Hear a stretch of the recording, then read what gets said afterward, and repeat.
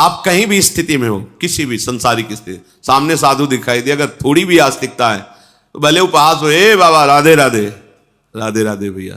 2 बार तुमने बोला, 2 बार उन्होंने कहा, 4 बार कान में नाम पड़ा, 4 बार मंगल हो गया।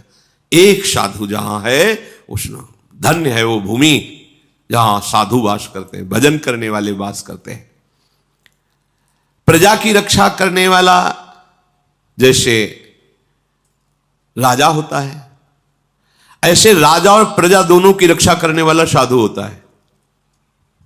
इसीलिए पूर्व में जैसे देवराज इंद्र तो ऊपर भगवान बृहस्पति जी, महाराज विदेहराज जनक तो सदानंद जी, चक्रवर्ती सम्राट दशरथ जी तो ऊपर सिंहासन पर वशिष्ठ जी।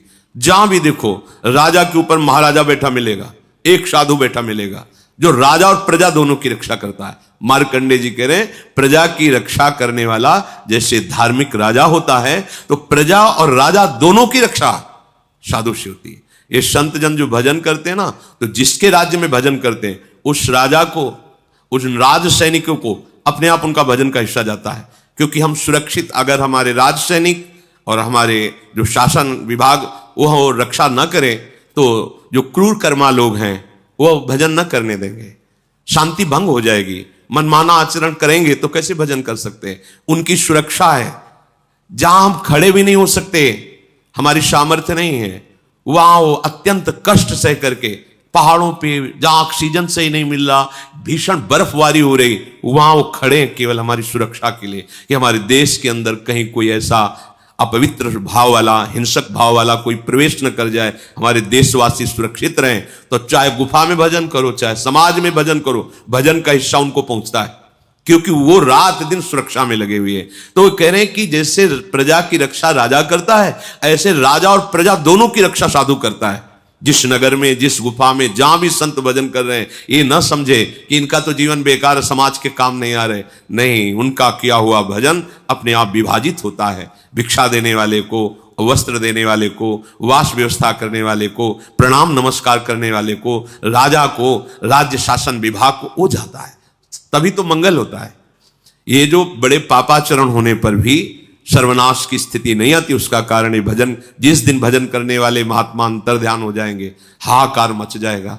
क्योंकि फिर दैवी शक्तियां अपने आप, जब वर्षा होनी तब होनी नहीं है, जब नहीं होनी चाहिए तब होनी है, फसल पकी खड़ी है, ओले गिर रहे, मतलब हर प्रकृति उल्टी हो जाती है। पृथ्वी में बड़े तीर्थों का वर्णन किया गया है, पर जो नाम जापक उपासक हैं, नाम कीर्तन करते हैं, भगवत चरणारविंद के आश्रित हैं, इनके जैसा कोई तीर्थ नहीं। मुद मंगलमय संत समाजू, जो जग जंगम तीर्थ राजू। ये चलते फिरते तीर्थराज प्रयाग हैं। दरस परस अगनास, बास निज संग करो दिन, तीन मुख हरिजस सुनत, श्रवण मानो नत। इनके दर्शन से, इनके स्पर्श से, इनके संभाषण से, इनके वचनों के सुनने मात्र से बड़े बड़े पाप नष्ट हो जाते हैं।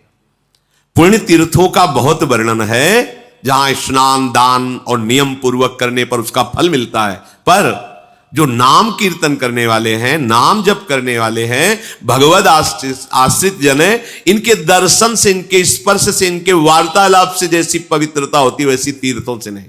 तीर्थी कुर्वन्ति तीर्थ, ये तीर्थों को भी पावन कर देते हैं। गंगा अवतरण प्रसंग में आता है, भगीरथ जी से भगवती गंगा जी कहती है कि माना कि महादेव जी अपने जटाओं में रोक लेंगे, पर भूतल में जब मैं जाऊंगी तो पापाचारी लोग मेरा स्पर्श करेंगे, अवगाहन करेंगे, मैं मलिन हो जाऊंगी, तो मेरे को पावन कौन करेगा? तब भगीरथ जी ने कहा, जो साधु हैं, समदर्शी हैं, शांत हैं, निरंतर भगवत परायण हैं, वो हे गंगा जब आपका स्पर्श करेंगे तो आप निष्पाप हो जाओगी। गंगा पापम शशि तापम दैन्यम कल्प तरुष तथा पापम तापम तथा दैन्यम हरति साधु समागमा। मात्र एक संत संग से तीनों काम हो गए। गंगा जी पाप का नाश करती, चंद्रमा शीतलता प्रदान करके ताप का नाश कर, ये सब ताप पाप दरिद्रता, दरिद्रता जैसे कल्पतरु दरिद्रता नष्ट करता है, साधु संग दरिद्रता नष्ट कर देता है। क्या? जब आपको भगवान नाम में प्रीति होगी तो आप सबसे बड़े धनी हो गए। कबीरा सब जग निर्धना, धनवंता नहीं कोई, आप धनवान हो गए। राधा राधा राधा, परम धन राधा नाम, तो खत्म हो गई दरिद्रता, घिघियाना, बार बार विषय भोगों की याचना करना। और दैहिक दैविक भौतिक ताप, जहां भगवान का चिंतन, भगवान की लीला कथा, वहां इनका प्रवेश ही नहीं होता। नाम जब चल रहा है, अब कौन पाप ताप तुम्हें छू सकता है? तो कह रहे तीर्थों का बहुत वर्णन है शास्त्रों में, पर यदि कहीं भगवत आराधक संतों का संग मिल जाए, नाम कीर्तन हो रहा है, नाम जप हो रहा है, भगवत कथा हो रही, बोले तत्काल निष्पाप कर देता है, तत्काल। संत दरस जी में पातक टरे, बड़े भाग से जब संतों का संग मिलता है, बस वहां अभिमान न करे, वहां ज्यादा अपनी बुद्धि न चलावे, भगवत भाव से बड़े भाग मिले, आज मुझे संत समागम मिला, ऐसा।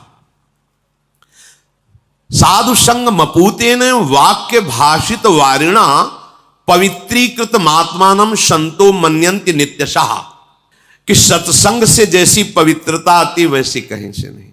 पर एक फिर बात, डिबिया में ही पारसमणि रखी हुई है, कहीं दूर नहीं, और डिबिया लोहे की है, पर बीच में रुई का पर्दा है, त्रिकाल में भी सोना नहीं बन सकती। नहीं तो स्पष्ट लिखा हुआ है सेवकवाणी में, आलय बन वसत संग पारस के आयस माने लोहा कनक समान भयम।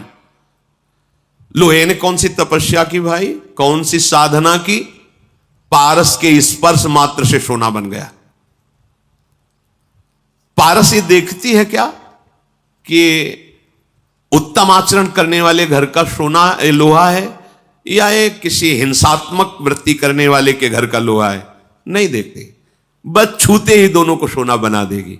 पारस गुण अवगुण नहीं चितवत, कंचन करत खरो, तुरंत उसे सोना बना देगी। पर रुई का पर्दा, कपट का पर्दा, अहंकार का पर्दा फिर पास रहते हुए भी नहीं हो पाएगा, पक्का। इसलिए समझो, आपको अगर वृंदावन धाम मिला है, महापुरुषों की वाणी सुनने को मिल रही है, साधु संग मिला है, कहां बैठे हो? मतलब कितने आनंद का विषय है कि प्रभु ने मुझे अपना माना, कैसा संग दिया। केवल रहने से, सुनने से आपके हृदय में भक्ति अंकुरित हो जाएगी। यहां तो भक्ति नृत्य कर रही है। भगवत प्राप्ति वृंदावनवासी के लिए कोई प्रश्नवाचक बात है क्या? नहीं, जय रेणु पर मरिबो मंगल है, हम शरीर छूटा, कुछ नहीं किया, पूरे जीवन गृहस्थी में रहे। परिवार के सदस्य जब वृंदावन वास करने, तो उनको असंतुष्टता हुई, पर उनका शरीर से प्रकट हुआ पुत्र वृंदावन। तो चमत्कार लाडली जू का कि गिरे, बेहोश हुए, वृंदावन उठा के लाए गए चंद दिनों में शरीर। हम तो यार तरसते हैं इस बात के लिए कि कहीं ऐसा ना हो कि कोई रोग का ऐसा कि भैया अब ले चलो इनको दिल्ली बंबई, तो कभी ऐसा ना हो। हम तो मांगते तरसते हैं कि जब हो तो इसी रज में हो। देखो, जो मांगा नहीं, जाना नहीं, चाहा नहीं, विरोध भाव किया, लेकिन अंश है इस वृंदावन में, तो घसीट लिया और परम कल्याण। आप यहां रह रहे हो, आपके कल्याण में कोई दिक्कत होगी, बस अन्य आश्रय मत रखना। यह हमारी बातें थोड़ा कम समझ में है, अन्य आश्रय मत रखना। हम किसी और को इतना अधिकार न दे दें कि हमारे लक्ष्य पर बाधा खड़ा कर दे, भैया ध्यान रखना। यहां मरने मात्र से भगवत प्राप्ति, ये धाम है, परम धाम है श्री जी का। सत्संग से जितनी पवित्रता होती उतनी किसी अन्य तीर्थों से नहीं।